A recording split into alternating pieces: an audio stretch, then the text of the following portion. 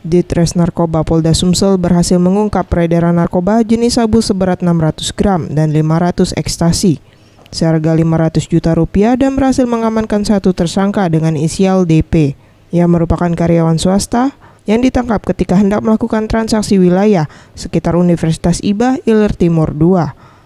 Menurut Kombes Pol Jarod Padakova, Kabitumas Polda Sumsel yang ditemui Selasa 24 Mei 2016 mengatakan pihaknya sempat mengalami kesulitan untuk menangkap pelaku karena pergerakan pelaku yang cukup licin, mengelabui pengejaran petugas. Namun berkat kesiapan petugas di lapangan, pelaku berhasil diciduk.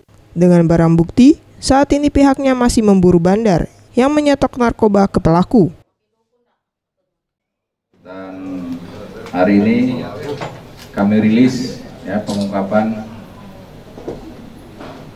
sekitar 1 kilo 600 gram sabu-sabu dan ekstasi, ada 500 ekstasi yang berhasil kita ungkap dan kita tetapkan satu orang tersangka atas nama DP. Tersangka dijerat pasal 112 dan 114 tentang narkotika dengan ancaman hukuman paling lama 20 tahun penjara. Farel Dwi Satria, Seftiawan Rizky, Sriwijaya TV.